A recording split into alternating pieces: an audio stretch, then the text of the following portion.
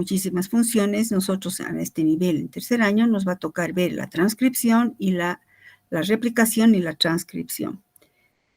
Habíamos dicho, ¿verdad?, que existen diferencias significativas entre el DNA y el RNA. El DNA es una doble hélice, el RNA es una hélice simple. El azúcar es la desoxirribosa en el DNA, en el RNA la ribosa.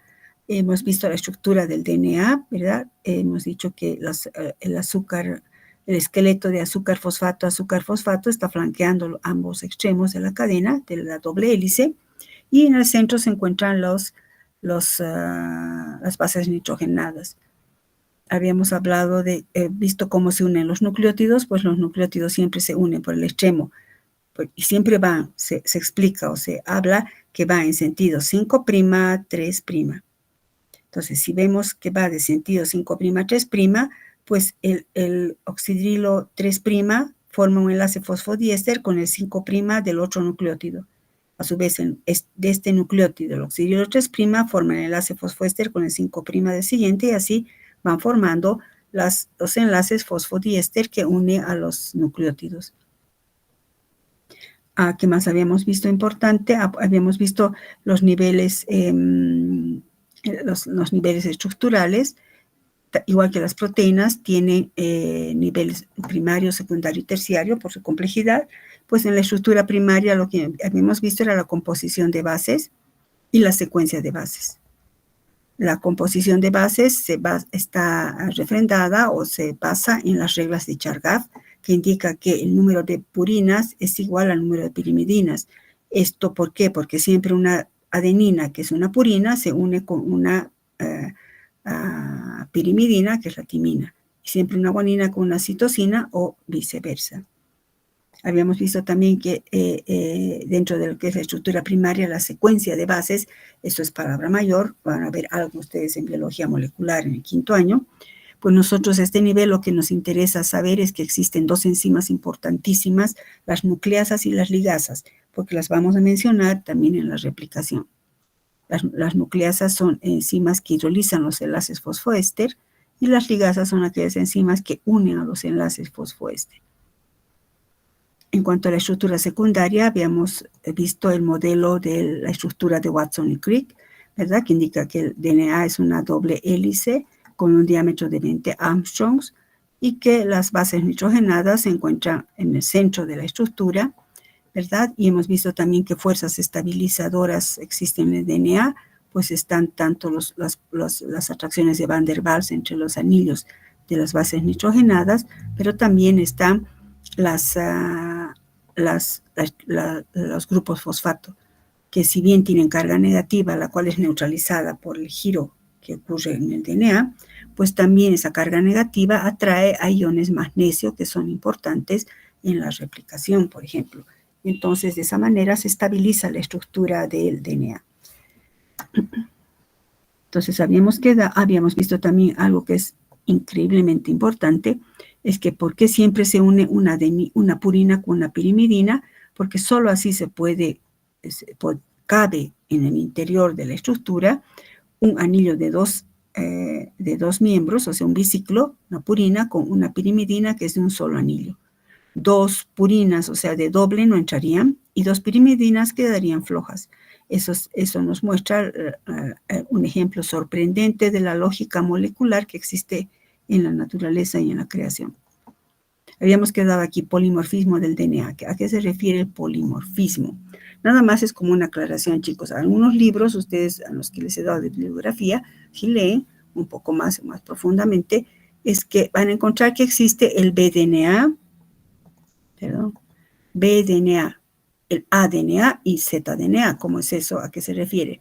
Pues se refiere nada más a que en la doble cadena todos tienen la misma estructura, pero cuando se obtiene en condiciones de humedad elevada, aparece el bDNA. En cambio, cuando se obtiene en condiciones de digamos, humedad baja, solamente son métodos de obtención del DNA. En una cristalografía de rayos X o en el método que se utilice para visualizarlos, se ve un DNA más ancho. Por eso lo han llamado aDNA. En cambio, el bDNA, que es descrito por Watson Crick, es con alta humedad y aparece así, más delgadito. con un diámetro de 20 Armstrongs, y etcétera, etcétera. No estoy entrando, chicos, en que cada vuelta de aminoácido, de vuelta mide tantos Armstrongs, no estoy entrando en eso, pero sí hay toda esa descripción. El zDNA es cuando se obtiene con concentraciones salidas, según el método. Entonces, nada más son diferentes polimorfismos debido a cómo se los obtiene en laboratorio, con humedad elevada, con baja humedad o en presencia de sales, concentraciones salinas elevadas. Bueno, veamos el tamaño del DNA, eso es más importante. Las moléculas del DNA son enormes. Tienen que ser largas, chicos, porque en estas estructuras largas del DNA está toda la información genética de una célula, sea una célula eucariota o procariota. Ahí está toda la información, cómo se va a comportar esa célula, cuándo se va a dividir, qué tipo de proteínas va a sintetizar, dónde van a ir esas proteínas en la estructura celular, etcétera. Eso lo condiciona el DNA. Entonces son estructuras largas. Para codificar, recuerdan el gran número de proteínas que tiene. Son las biomoléculas más abundantes. La masa molecular sí se puede ver ligeramente el DNA en una microscopía con microscopio electrónico, y el tamaño sobre todo se mide en relación al número de pares de bases. ¿Qué quiere decir esto? Cuanto mayor número de pares de bases tenga un DNA, es más grande.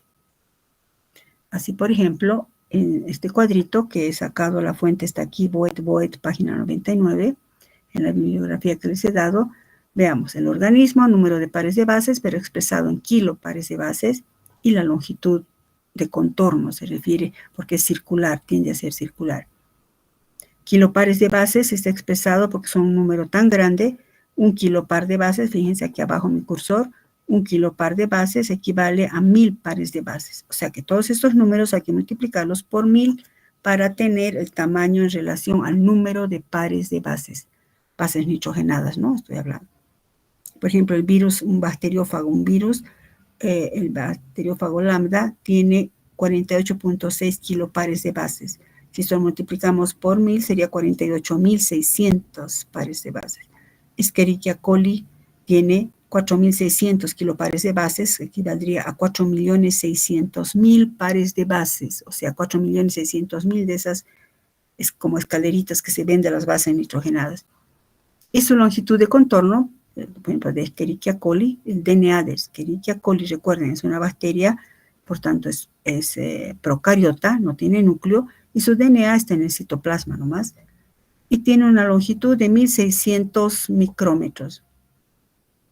En las eucariotas y nosotros, en el ser humano, en nuestros 23 cromosomas haploides, tenemos DNA que tiene esta cantidad de pares de bases, 3.200.000. Si multiplicamos esto por 1000, tendríamos en consecuencia 3 billones, ¿no?, de pares de bases. En estos pares de bases tenemos nosotros más o menos 25.000 genes. Esa longitud es de 1.100.000 micrómetros. Para la siguiente clase calculen, por favor, 1.000.000 micrómetros está aquí, ¿verdad? 1.100.000 micrómetros, ¿a cuántos centímetros corresponde? Que quiere decir que es tan largo que podríamos verlo. Quiero que me calculen 1.100.000 micrómetros, ¿a cuántos centímetros corresponde? Asimismo, el DNA es tan largo, ¿no?, que, por ejemplo, en el caso de Escherichia coli, se podría considerar, haciendo una relación de es tan largo, pero su diámetro es 20 Armstrongs. Las unidades de Armstrong son unidades atómicas. Y si hacemos una relación nada más, es como si podríamos ver al DNA, sería como, en un libro está expresando eso, un fideo crudo de 6 kilómetros. Esos fideos delgaditos, digamos, de tallarín delgaditos, de 6 kilómetros. En consecuencia, por eso mismo es una molécula muy delicada. Cualquier movimiento lo puede romper, ¿no? Bueno, entonces esa es una característica del DNA. Largo tamaño y solo 20 Armstrongs de diámetro. Por ejemplo, el cromosoma de Escherichia coli está formado por 4.600.000 kilopares de bases, pero solo un diámetro de 20 Armstrongs. En algunos casos, como se puede ver con microscopio electrónico, por ejemplo, si se puede determinar de un plásmido, que mida, por ejemplo, 1 micrómetro, se puede hacer relaciones, ¿no?, con un ordenador, cuánto más grande es para saber su tamaño. De esa manera se sabe más o menos cuántos kilopares de bases tiene. Algunas son circulares, por ejemplo, esta no es que sean circulares, redondas, simplemente se refiere a continuidad de la cadena, no está así suelto, siempre tiende a ser cerrado. Algunos están súper enrollados, por ejemplo, en los cromosomas eucariotas, en células eucariotas, perdón, los cromosomas son lineales, dúplex, pero están súper enrollados para que entren en el cromosoma. En cada uno de nuestros cromosomas hay una molécula de ADN súper enrollada. Si nosotros lo jalaríamos, pues tendríamos el DNA. Y si cada región del DNA, bueno, no todas, ¿no?, pero ciertas regiones del DNA son los llamados genes, que vamos a ver en el siguiente capítulo. Estos genes son los que tienen toda la información genética, por ejemplo, para una proteína. Por ejemplo, el color de los ojos, o varios genes, ¿no? Bueno, a eso se refiere, está súper enrollado. ¿Por qué? Imagínense tan largo, va a entrar en una estructura microscópica como es un cromosoma. Bueno, entonces hemos dicho, ¿verdad?, que el DNA es una molécula que guarda toda la información genética. Entonces, por ejemplo, ustedes han visto en biología, cuando una célula tiene que dividirse, por ejemplo, en el proceso de la mitosis, tiene que dividirse la célula para dar lugar a 2 células hijas. Antes de dividirse así físicamente, tiene que duplicarse su DNA para que cada célula hija se lleve la misma información genética. Esa duplicación o síntesis nueva de DNA se llama replicación del DNA. Entonces, durante la división celular, el DNA tiene que replicarse.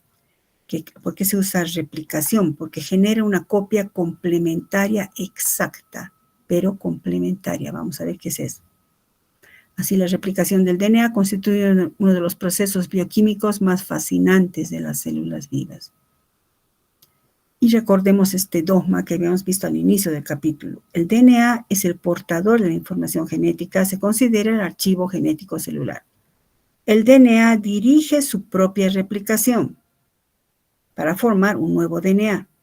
Cuando decimos dirige su propia replicación, es que garantiza fidelidad de la copia. Pero también el DNA dirige su propia transcripción, es decir, cómo se transcribe esa información para formar RNA.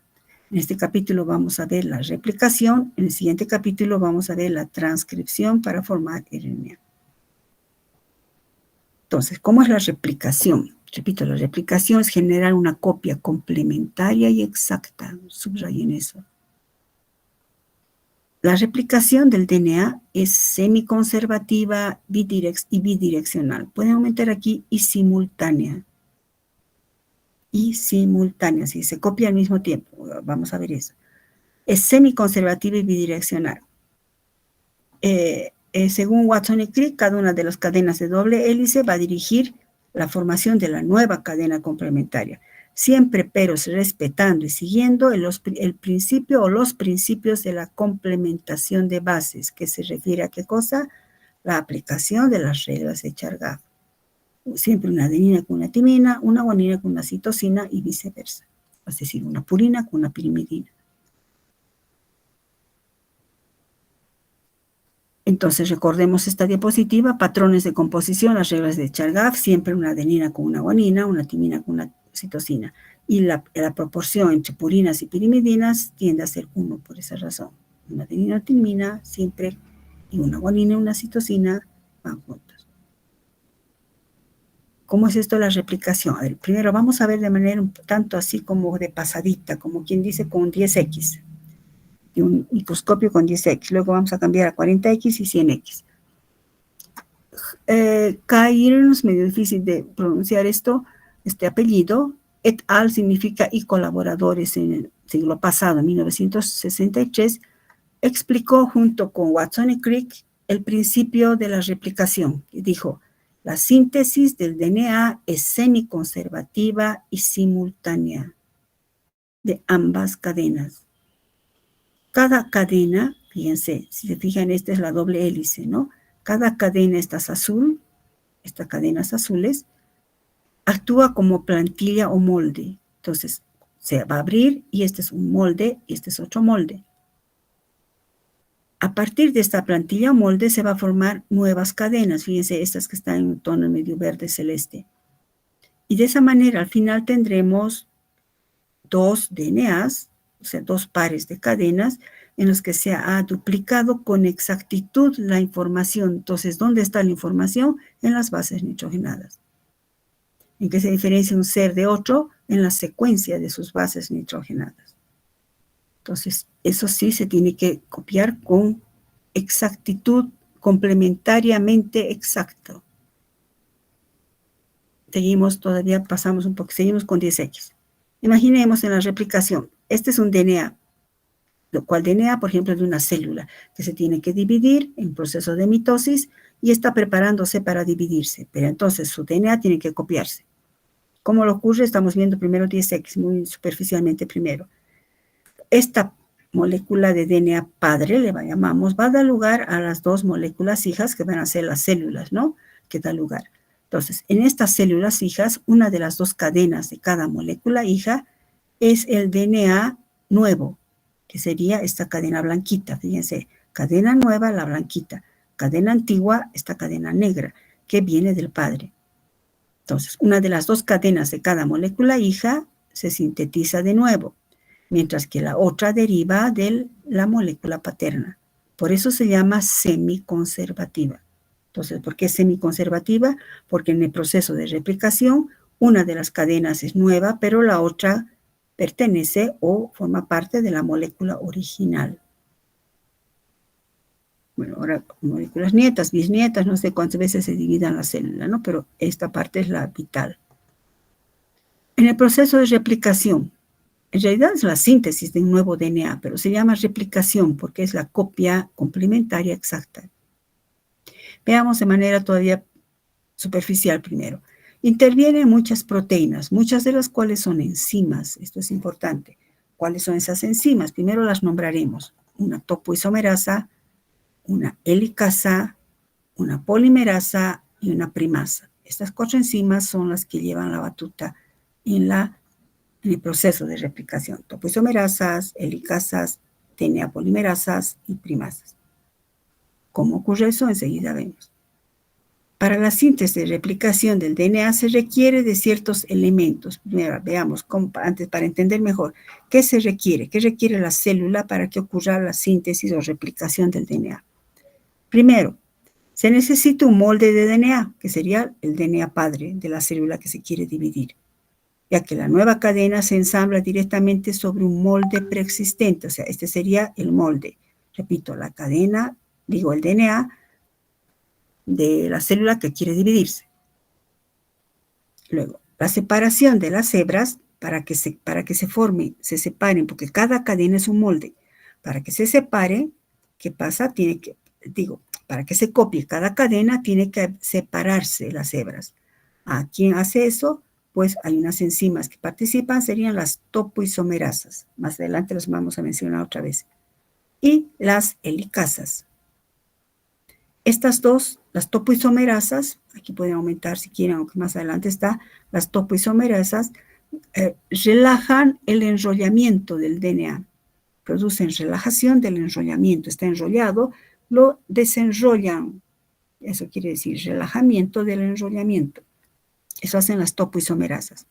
Y inmediatamente las helicasas entran en acción. Cuando se ha relajado esto, ¿qué hacen las helicasas? Empiezan a romper los puentes de hidrógeno que unen las dos cadenas. Para eso se necesita ATP. Sin energía no podrían hacer esto ni las topoisomerasas ni las helicasas. Vamos a ver más adelante. Estamos viendo con 10X.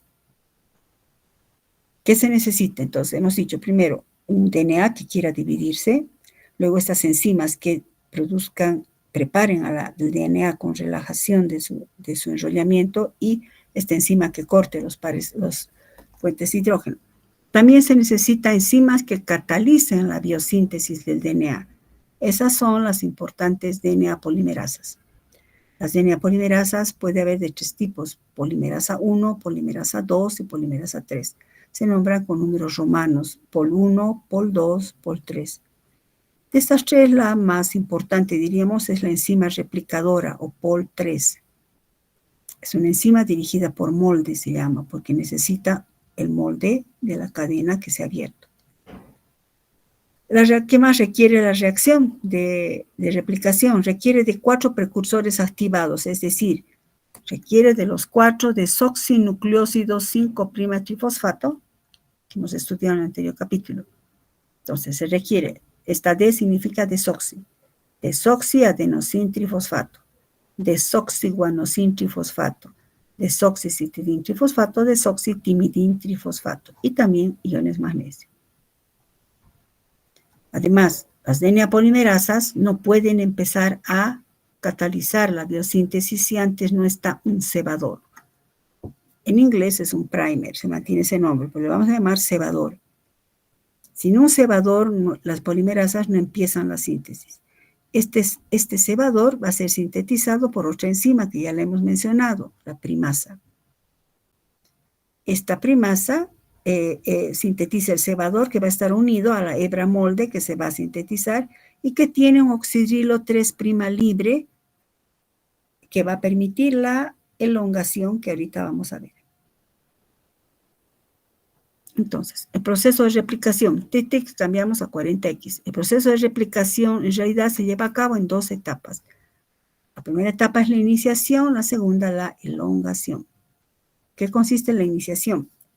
Primero, las 2 hebras de la hélice se tienen que separar. Van a ver que estamos repitiendo un poco lo que ya hemos hablado. Hemos cambiado a 40X. Primero, las hebras de la doble hélice se tienen que separar.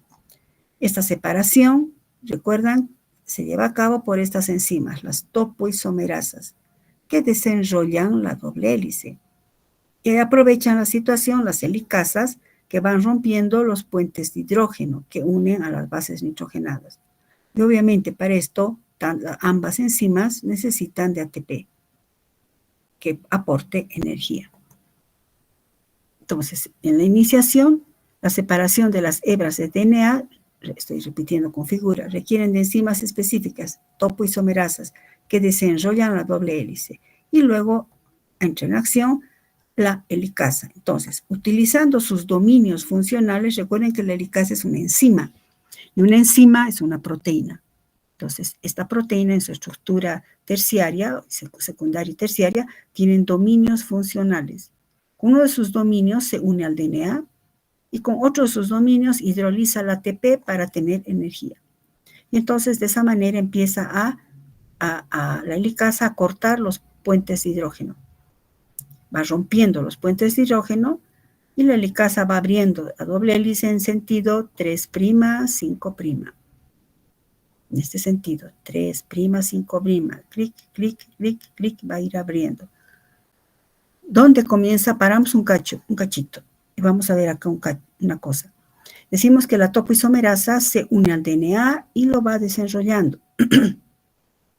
Y aprovecha la situación en la helicasa. Pero ¿dónde va? ¿De cómo sabe la topoisomerasa a qué sitio va a ir a empezar a desenrollar? Por eso viene esta pregunta. ¿Dónde comienza la replicación? Existe un origen de replicación.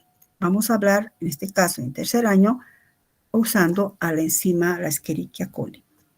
Ustedes en biología molecular, no sé, creo que es en bioquímica 2 algo ven al final, también van a ver replicaciones de células eucariotas. Vamos a ver nosotros primero, para entender algo simple, de la Escherichia coli, esta bacteria. En esta bacteria tiene un origen de replicación, donde va a empezar a replicarse cuando la bacteria se esté dividiendo. Esta bacteria se divide cada 3 horas. Entonces, tiene que dividirse y tiene que replicarse su DNA. Y existe un sitio de replicación llamado ORIC. Este ORIC tiene una particularidad de que se ha visto que es un sitio rico en adenina y timina, con 3 secuencias repetitivas. Es decir, por ejemplo, si este es el DNA, en un sitio va a haber repetitivo adenina y timina, por ejemplo, AAATTT, las bases nitrogenadas, ¿no? AAATTT.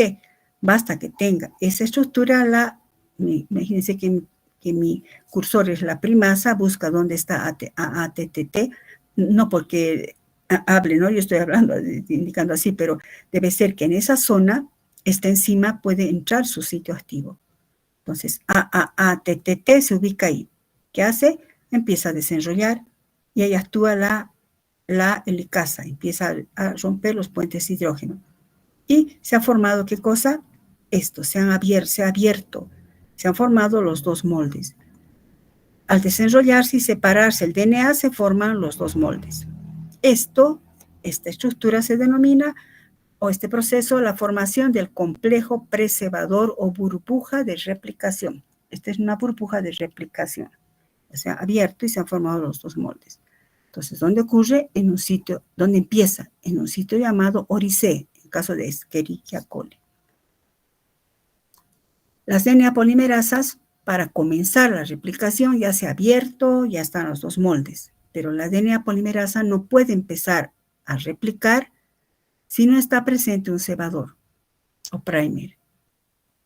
¿Qué es el primer? Es un segmento inicial que va a ser luego alargado. De este cebador depende la elongación. Entonces, por ejemplo, si este es el molde de DNA, por ejemplo, estoy simbolizándolo así, sería estito. ¿Qué sería esto?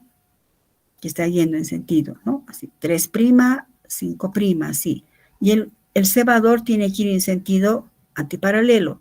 Si esto es, fíjense esta flecha, si esto es 3', 5', el molde tiene que ir en sentido 5', 3'. ¿Por qué? Porque la DNA polimerasa solo sintetiza en este sentido, 5', 3'. Y entonces, fíjense cómo se forma este cebador. ¿Quién lo forma? Pues interviene una enzima, una RNA polimerasa, que se llama primasa. ¿Recuerdan? La hemos nombrado ya. Esta primasa sintetiza un fragmento corto de RNA. O sea, un cebador es un fragmento corto de RNA. Ustedes me dirán, ¿cómo acaso no estamos en la síntesis del DNA? ¿Por qué aparece RNA? Porque vamos a ver más adelante, en el otro capítulo, que el RNA sí puede autoiniciarse. En cambio, el DNA, no, la DNA polimerasa no puede autoiniciar, no puede empezar sin un cebador. En cambio, la RNA polimerasa sí. Entonces, la RNA polimerasa viene y dice, a ver, vamos a formar un fragmento para que la DNA polimerasa pueda continuar y sintetizar el DNA. ¿Qué hace? Pues la primasa viene aquí y dice, a ver, vamos a empezar, esta es la zona de inicio. Y entonces, si esto era guanina, la primasa viene y dice, guanina, que venga citosina, entra. Luego, si esto es citosina, venga la guanina y va catalizando la formación de estos enlaces fosfodiéster, ¿no? Porque este sería un nucleótido, este es otro nucleótido, hasta que más o menos forma un oligonucleótido. Oligo, recuerda, es entre 4 y 5. Y al final, este cebador, este fragmentito, tiene el oxidrilo 3' libre. Este oxidrilo 3' libre es el punto en el cual ahora sí ingresa la DNA polimerasa y va a empezar a unir este oxidrilo 3' libre, el nucleótido que le corresponda en cuanto a complementariedad. Y siempre avanza en sentido 5', 3'. No puede ser en otro sentido, repito, 5', 3'. Entonces ya se ha formado el cebador, ahora sí interviene la DNA polimerasa. Una vez que se abrió la doble hélice y se sintetizó el cebador, las DNA polimerasas catalizan la formación de las cadenas de polinucleótidos, incorporando los desoxinucleósidos trifosfatos complementarios de la base molde. Una manera simple, este es nuestro molde. 3', 5'. Viene la primasa, ¿qué hace? Va a sintetizar el cebador. Tiene que ser en sentido 5', 3'. Por eso estamos hablando de una de las cadenas que es 3', 5'. La otra es 5', 3', ¿no? Esta es 3', 5'. Y entonces comienza la síntesis en 5', de esta cadena, pero en este sentido, 5', 3'. Ya se ha formado el cebador, ahora viene la DNA polimerasa y dice que entre el siguiente, ¿quién? En función de qué base nitrogenada está aquí, de manera complementaria. Si es adenina, entrará timina, o sea, nucleótido de timina, ¿no? desoxitimidin-trifosfato. Si aquí está la guanina, entrará la citosina, desoxicitidin-trifosfato, y así va creciendo. Crece como en sentido, repito, 5', 3'. El crecimiento de la cadena va en dirección 5', 3'. Cambiamos el microscopio. ¿Cómo ocurre eso a nivel molecular? Las DNA polimerasas añaden nucleótidos al extremo 3' de la cadena del polinucleótido, que sería este 3', ¿verdad? ¿Recuerdan? 1', 2', 3'. Y entonces, si aquí el molde está citosina, tiene que entrar un nucleótido de guanina. Y entonces la polimerasa 3 agarra y cataliza que este ataque nucleofílico aquí y se formará este enlace. Citosina, entró la guanina y la citosina. Queda el oxidrilo 3' siempre. Si aquí estuviera la timina, tendría que entrar un nucleótido de adenina y así va creciendo. Siempre, pero el crecimiento es en sentido 5', 3'. 5', 3'. La elongación se realiza en dirección 5', 3'. Ahora, decimos que la DNA polimerasa va incorporando los desoxinucleótidos en función del nucleótido de la cadena molde, de manera complementaria. Ahora, muchas DNA polimerasas no solamente ayudan a que se polimerice o crezca la cadena del DNA, sino que también son capaces de corregir posibles errores. Por ejemplo, la polimerasa 3 elimina nucleótidos mal emparejados gracias a su actividad, recuerdan, exonucleásica correctora 3', 5'. ¿Qué quiere decir? Hemos visto hace ratito, ¿verdad? Ingresa así, 3', entra el nucleótido, si digamos es guanina, citosina, este es el que dirige, este es el molde, entra la guanina. Si digamos en lugar de guanina hubiera entrado otra citosina, ¿no? Por una probabilidad de error, inmediatamente la enzima dice, entró equivocado, actividad exonucleásica 3', 5', en este sentido viene y elimina fuera, ahora venga el correcto, ¿no? Y así va corrigiendo los posibles errores. En consecuencia, hay una fidelidad de la replicación. Y ustedes dirán, recuerda que entró el cebador, y el cebador es un RNA. Pues ese RNA te tiene que ir. Y entonces aquí actúa la enzima polimerasa 1, que es auxiliar de la polimerasa 3, que tiene actividad exonucleásica 5', 3', y elimina al cebador. Entonces, viene así, 3', 5', su actividad exonucleásica 5', 3'. Aquí, 5', 3', plic lo elimina, fuera el cebador. Y como aquí está creciendo la copia, fuera cebador y empieza otra vez a formarse y se completa la segunda cadena. Entonces, la polimerasa 1 es la que elimina al cebador. ¿Por qué? Porque tiene actividad exonucleásica 5', 3', en este sentido. Porque esto está avanzando, recuerdan, en este sentido.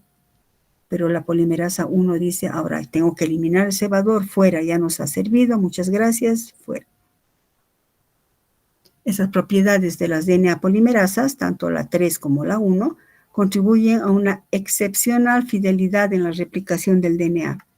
Se considera una tasa de error de 10 a la menos 8 por cada par de bases, o sea, 0.000000001, o un error cada 200 millones de pares de bases. Recuerdan que hablamos de miles de millones, ¿no? Entonces, un error mínimo, por eso es que no hay casi mutación, seguimos siendo iguales desde que nacemos hasta que morimos, a excepción del envejecimiento, ¿no? Pero no es que nacemos con ojos negros, luego los ojos se vuelven verdes, ¿no? No estaría mal. O no sé, con unos cabellos hermosos, ¿no? Igualitas nomás morimos. Entonces, ahora surge una pregunta. Ya vimos que la síntesis de DNA a partir de una hebra molde. ¿Y qué pasa con la otra hebra? A ver, voy a ir aquí. Ahorita hemos visto, ¿verdad? Hemos explicado esto. Caramba. Perdón, chicos, un cachito. Esto. Hemos explicado de esta cadena. esta cadena está yendo en sentido. Fíjense mi cursor, chicos. 3', 5'. A ver, estoy yendo a la diapositiva 32. Diapositiva 32, chicos, para que sigan. Entonces, hemos visto esta cadena que va en sentido 3', 5'. ¿Por qué? Porque siempre tiene que copiarse en sentido 5', 3'. Pero esta otra cadena, como es antiparalela, esta otra cadena es 5', 3'. Si iría en sentido 5', 3', aquí ya no habría antiparalelismo. ¿Cómo ocurre eso? Mucho tiempo hubo esa duda. ¿Y cómo ocurre esto? Porque la DNA polimerasa solo puede sintetizar en sentido 3', 5'. Perdón, en sentido 5', 3'. Entonces, ¿cómo va a ser este otro? Porque estas dos cadenas son antiparalelas. Pues esto lo resolvió Reiji Okazaki, un científico que observando la microscopio electrónico vio que cerca al lugar de replicación había unos fragmentos, ¿verdad? Entonces, planteamos, ambas hebras del DNA parental actúan como moldes. El lugar donde se sintetiza el DNA se llama horquilla de replicación, ya nos ubicamos. Todas las DNA polimerasas conocidas sintetizan DNA en dirección 5', 3', siempre, no en esta, sí 5', 3'. Entonces, ¿por qué cuando se ve en microscopía electrónica, por qué parece que las dos hebras hijas crecen en la misma dirección? 3', 5', ¿por qué aparece eso, esa disyuntiva? Pues este dilema fue resuelto por Reiji Okazaki, que descubrió que había en el sitio de replicación pequeños fragmentos. Esos fragmentos se llamaron en su honor fragmentos de Okazaki, le valió el premio Nobel, porque dijo, estos fragmentos nos están explicando por qué parece que crecen, fíjense mi cursor, esto está creciendo en este sentido. Y como se ve que esto también está creciendo en este sentido. ¿Cómo puede ser eso? Si la enzima cataliza 5', 3', y si iría en este sentido estaría catalizando 5', 3', pero ya no habría antiparalelismo. Resulta que cuando aparecen estos fragmentos nos ayuda a entender cómo sucede. Se forma primero aquí, por ejemplo, un cebador, y viene la enzima y en sentido 5', 3' empieza a sintetizar. Pero luego se forma otro cebador acá y otra vez la enzima viene y lo sintetiza. Y así se forman fragmentos. Para explicarles mejor, he hecho así, chicos. Por ejemplo, fragmento 1, cebador, este sería un cebador, ¿no? Y viene en sentido 5', 3'. Pero aparece otro cebador, viene la enzima, sentido 5', 3'. Otro cebador, sentido 5', 3'. ¿Pero en qué sentido está avanzando? El crecimiento de la cadena es en este sentido. Perdón, la síntesis es en este sentido, pero está creciendo en este sentido. ¿Está claro? Si yo vengo así, luego viene acá, fíjense a qué lado está avanzando, hacia la izquierda. Pero se está sintetizando. La síntesis es en sentido 5', 3', pero está avanzando en sentido 3', 5'. Eso explicaría por qué se mantiene el antiparalelismo. Esto es 3', aquí es 5', aquí es 5' y 3'. A medida que la replicación prosigue, los fragmentos de Okazaki se unen luego covalentemente por acción de una ligasa. Entonces viene aquí una ligasa y lo une, y entonces parece que está creciendo en este sentido, pero la síntesis es en este sentido. Una de las células del DNA se sintetiza de manera continua, sería esta, pero la otra lo hace a base de fragmentos. Viene acá, luego viene acá, y así a medida que se va abriendo, sigue sintetizándose hasta que aparecen dos células hijas. Y les he compartido ya, chicos, este video. Y hay otro también.